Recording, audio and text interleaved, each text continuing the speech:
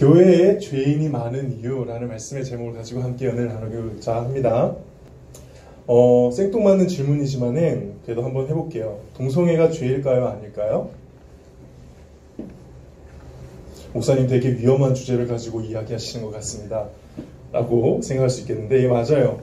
성소수자들에 대한 이슈는 설교 내용으로 쓰기에는 참 위험한 주제는 맞는 것 같습니다. 지금 이슈가 되고 있는 게 트랜스젠더가 여군으로 복무할 수 있는가?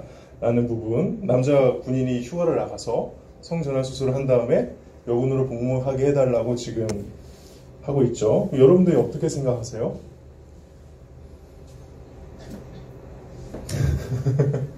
성소수자의 이슈는 지금 한국교회에서 굉장히 큰 갈등의 대상이 되고 있습니다. 한쪽 편에서는 동성애를 비롯해가지고 이게 에이즈의 원흉인 것처럼 지목하고 강렬하게 반대하고 있고요. 또 한쪽에서는 그런 기독교의 반대를 동성애 혐오자들이 혐오하는 것이다 라고 하면서 비난하면서 그렇게 하면 안 된다 라고 하고 있죠. 여러분들은 어느 쪽 편에 계신 것 같습니까? 솔직하게 말하면. 목사님은 어느 쪽 편이세요? 저는 언제나 하나님 편이죠. 죄송합니다. 표정이 너무 다들 어둡네. 무슨 일 있어? 화가 난 거 아니지 나한테? 아, 그래요? 제가 이 현상을 좀 곰곰이 지켜보고 분석해 보니까요. 제가 봤을 땐 이래요. 사람들이, 그리고 교회에 있는 기독교인들이 성경적 죄와 사회적 죄를 혼동하는 것 같아요. 이 단어 잘 기억하세요. 제가 만든 거예요. 성경적 죄. 성경이 지목하는 죄. 그 다음에 사회적 죄. 사회가 지목하는 죄. 성경에서 죄라고 하는데 사회에서는 죄가 아닌 게 있을까요? 없을까요? 생각보다 되게 많습니다. 여러분들 성경에서는 욕이 죄라고 할까요? 아니라고 할까요? 죄라고 하죠. 성경에 욕하면 죄예요. 우리 성경 말씀 한번 볼까요? 마태복음 5장 22절. 신우야, 정신 바짝 차려야 돼. 마태복음 5장 22절. 제일 본문 설교, 본문 중거 중에서 제일 앞에. 그렇지? 이거.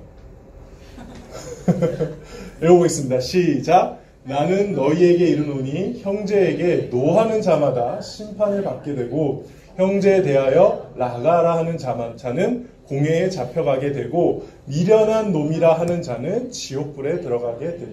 여기서 라가는 뭐냐? 아이 바보야, 이거예요. 이렇게 형제한테 욕하면은 죄다 아니다? 죄예요, 성경에 의하면. 그럼 미워하는 것은 어떨까요? 미워하는 것. 이번 한 주를 살면서 한 명도 미워한 적 없다. 나는 누구도 안 미워합니다. 다 사랑합니다. 없죠? 미워하는 건 죄일까요? 아닐까요? 예, 죄입니다. 요한 1서 한번 보시죠. 3장 15절. 시작. 그 형제를 미워하는 자마다 살인하는 자니 살인하는 자마다 영생이 그 속에 거하지 아니하는 것을 너희가 아는. 자, 오늘 이 두 구절만 봐도 욕도 성경적으로 죄고 미워하는 것도 성경적으로 죄입니다. 근데 이 두 개가 사회적으로도 죄인가요? 그렇진 않죠. 사회에서 욕한다고 여러분들을 감옥에 가다 놓습니까? 물론 너무 심하게 모욕하면은 그 모욕죄로 들어갈 수는 있는데 보통 여러분들이 걸어다니면서 했다고 해서 여러분들을 경찰서에 잡아놓지는 않는다는 거죠. 미워하는 것도 마찬가지예요. 내가 누구를 미워하는 게 사회적으로 내가 벌을 받아야 될 내용인가요? 그건 아니라는 것입니다. 이처럼 성경을 많이 읽어보면은 성경에서 말하는 죄와 사회에서 말하는 죄가 차이가 나는 경우가 많이 있습니다. 왜 다를까요? 왜 성경에서 말하는 죄와 사회에서 말하는 죄가 다를까요? 당연한 답이지만은 기준이 달라서 그렇습니다. 죄냐 아니냐라고 나누는 기준. 성경에서 죄의 기준은 뭘까요? 하나님입니다. 누구라고요? 하나님. 하나님이 보시기에 죄냐 아니냐가 성경의 죄를 나누는 기준이에요. 반면 우리가 사는 사회에서 죄를 나누는 기준은 뭘까요? 사람이에요. 사람이 봤을 때 많은 사람들이 이거 죄야 라고 하면 죄가 되는 거고 많은 사람이 봤을 때 이건 그래도 죄 아니야 그러면 죄가 아닌 게 되는 거죠. 그 기준은 보통 남한테 피해를 주느냐 안 주느냐 이걸로 보통 죄가 결정된다는 거죠. 처음 질문으로 돌아가 봅시다. 동성애가 성경적으로 죄일까요? 아닐까요? 네, 성경 전체 흐름을 봐도 그렇고 신학적으로 봐도 그렇고 제가 구절을 찝어드릴 수도 있습니다. 고린도전서 6장 9절 읽어볼게요. 시작. 불의한 자가 하나님의 나라를 유업으로 받지 못할 줄을 알지 못하느냐? 미혹을 받지 말라. 음행하는 자나 우상 숭배하는 자나 간음하는 자나 탐색하는 자나 그 다음에 남색하는 자나.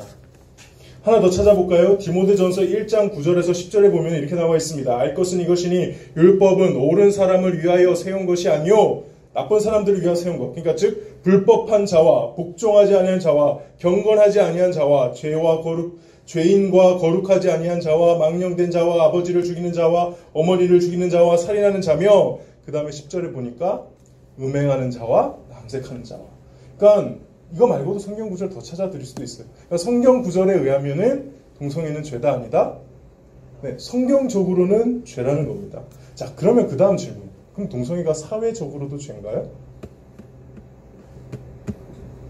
예전에는 그랬죠. 예전에는 사람들이 동성애를 병이라고 생각했고 징그러운 거라고 생각했고 불편하게 생각했어요. 그러니까는 동성애를 죄라 그러는데 지금은 많은 미디어와 영화, 드라마에서 그런 걸 새롭게 조명하면서 사람들의 인식이 많이 바뀌었습니다.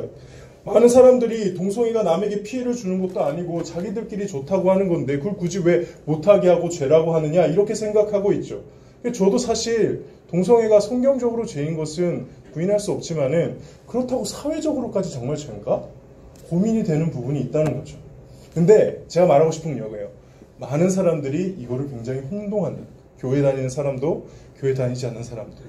동성애가 성경적으로 죄이기 때문에 이거는 사회적으로도 죄가 되어야 된다라고 주장하는 사람들이 있고요. 반대로 동성애가 사회적으로 죄가 아니기 때문에 성경적으로도 죄가 아니다라고 말해야 된다라고 주장하는 양극단의 사람이 있다는 겁니다. 저는 둘 다 싫어요. 둘 다 그리고 잘못되었고요. 잘 생각해보면 여러분들 제가 카페 들어서 예를 들었지만은 잘 생각해보면 동성애처럼 성경적으로는 죄인데 사회적으로는 죄가 아닌 게 굉장히 많아요. 아까 욕도 그랬고 미워하는 것도 그랬죠. 근데 여기서 가장 동성애와 닮아 있는 그러나 성경에서는 명확하게 죄라고 했음에도 불구하고 사회적으로는 죄가 아니어서 참 애매한 게 하나 있는데 그게 뭔지 아세요? 이건 여러분들 중에서도 친척이나 아는 사람이 해당되는 사람이 있을 거예요. 이혼이 그렇습니다. 이혼이. 여러분들 이혼이 성경으로 보면 죄일까요? 아닐까요? 네, 이혼은 동성애보다 더 명확하게 예수님이 대놓고 얘기했어요. 죄라고. 성경 말씀 마태복음 19장 9절 한번 볼까요? 내가 너희에게 말하노니 누구든지 음행한 이후 외에 아내를 버리고 다른 데로 장가드는 자는 그 이혼하는 거죠? 간음한 것이라. 이거 예수님이 직접 말씀하신 거거든요. 제 말입니다. 이게 그것도 있었어? 미안해.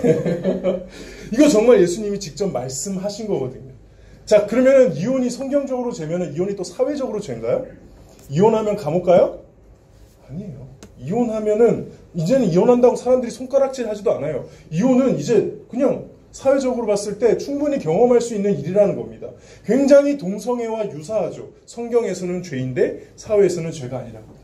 자, 그러면 성경에서는 죄이니까 성경을 믿는 사람들이 모인 교회는 그럼 이제 이혼하는 사람들 오면 안 되겠네?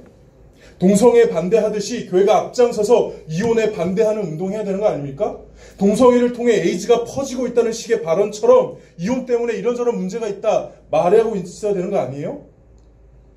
아니죠. 어떻게 하는 게 맞아요, 원래? 이혼의 아픔을 겪은 사람들을 위로해주고 이혼의 상처가 있는 사람들을 오히려 교회가 더 품어주고 그 사람들의 삶의 빈자리를 교회 공동체가 대신해주고 그렇게 하면서 어울리는 게 더 맞는 거 아닌가요? 근데 왜 이혼에 대해서는 그렇게 지금 하고 있잖아요. 근데 왜 동성애에 대해서는 그렇게 하지 못할까요?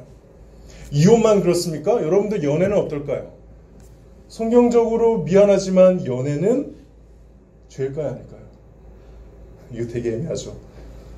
하나님이 결혼을 만드셨지 하나님이 연애를 만드시진 않으셨거든요. 물론 여러분들이 하나님이 만드신 결혼을 리스펙하면서 존중하면서 그 찾아가는 과정 중에 사람을 만나고 연애하는 거는 성경적으로 봤을 때 죄가 아닌데 적어도 지금 이 세대의 풍조 그냥 만나서 즐기는 연애는 미안하지만 성경적으로 죄가 분명합니다.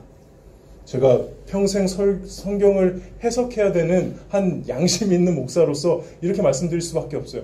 연애가 하나님께 묻지 않고 하나님 앞에서 하지 않으면 원래 그 연애뿐만이 아니에요. 모든 게 하나님과 상관없이 하는 건 다 죄거든요. 근데 그게 연애가 사회적으로 죄인가요? 아니라니까. 사회적으로는 연애를 안 하면 오히려 죄인 같잖아. 모쏠이 그렇게 창피한 거잖아요. 그렇죠? 그러니까 사회적으로 죄가 아니고 이것도 동성애랑 비슷하죠. 제가 다양한 예를 들어서 왜 자꾸 이런 얘기하느냐? 여러분도 이제 이 시대에서 교회를 다니면 이걸 기억해야 돼요. 언제나 성경적인 죄와 사회적인 죄가 긴장감을 가지고 마찰하는 시대에 우리는 교회를 다니고 있다는 겁니다. 저와 여러분들은 성경을 믿으면서 동시에 이 땅, 이 세상에서 발을 딛고 살아야 한다는 것이죠. 그래서 이 부분을 꼭 기억하세요. 성경적인 죄가 있고 사회적인 죄가 있고. 근데 목사님, 한편으로는 그러면 죄라고 생각하면서 다른 한편으로는 죄라고 생각 안 하는 게 가능할까요? 어쨌든 성경적으로 죄라고 생각하면 우리는 그거 사회적으로도 죄라고 여겨야 되는 거 아닌가요? 여기서는 죄라고 생각하고 저기서는 죄라고 생각 안 하는 거 이거 모순 아닌가요? 어떻게 이거를 구별할 수 있습니까? 네, 좀 서론이 길었죠. 이거를 구분하는 모습을 오늘 본문에서 나오거든요. 예수님의 모습에서. 오늘 본문의 이야기는 유명한 예수님의 일화입니다. 어느 날 예수님이 많은 사람들을 가르치고 있으니까 예수님을 시기하는 종교 유대의 지도자들이 찾아와서 한 여자를 끌고 옵니다. 그 여자가 가늠하다가 현장에서 붙잡힌 사람이에요. 그 끌고 온 여자를 데려다 놓고 이렇게 말합니다. 예수님, 이 여자 현장에서 가늠하다 잡혔습니다. 모세는 이런 여자 돌로 쳐 죽이라고 했습니다. 어떻게 할까요? 이게 뭔지 아세요? 함정이에요, 함정. 예수님이 돌로 쳐 죽여라 하면은 뭘 어기게 되는 거예요? 로마의 법을 어기는 게 됩니다. 사람을 죽이는 사형은 로마 총독만 할 수 있었거든요. 반면에 만약에 죽이지 마라 라고 하면은 뭘 어기게 되는 거죠? 율법을 어기게 되는 거예요. 모세의 법을 어기게 되는 거예요. 그래서 예수님을 함정에 파놓으려고 이렇게 질문을 했습니다. 그때 예수님이 그 유명한 말씀하시죠. 예수 안 믿는 사람들도 알고 있는 이 말. 뭐라고 하죠? 죄 없는 자가 돌로 쳐라. 그래서 아무도 돌로 못 치고 다 도망갔다. 이 이야기입니다. 이 말씀을 사실 여러모로 묵상해 보면은 많은 깨달음을 주는데 오늘 특히 예수님이 죄인에게 하셨던 이 말씀을 깊이 묵상해 보면은 우리가 이 성경적 죄와 사회적 죄를 어떻게 다뤄야 되는지에 힌트가 나와요. 우리 한번 10절과 11절 읽어보도록 하겠습니다. 10절과 11절. 신유야, 이게 마지막이야. 시작. 예수께서 일어나사 여자 외에 아무도 없는 것을 보시고 이르시되 여자여, 너를 고발하던 그들이 어디 있느냐? 너를 정죄한 자가 없느냐? 11절.